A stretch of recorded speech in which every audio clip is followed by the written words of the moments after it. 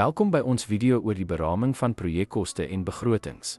In hierdie eenheid sal ons ondersoek hoe om die finansiële hulpbronne wat vir individuele take benodig word akkuraat skat en verseker dat projekte binne hul algehele begroting bly.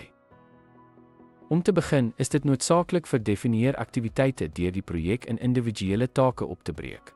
Hierdie duidelikheid help om die benodigde hulpbronne soos arbeid, materiale en toerusting vir elke taak te skat en te identifiseer. Die berekening van arbeidskoste sluit ure en uurlikse tariewe in. Skat materiaalkoste volgens hoeveelheid en eenheidsprys vir elke aktiwiteit. Onthou om rekening te hou met toerustingkoste, insluitend huur en aankoop.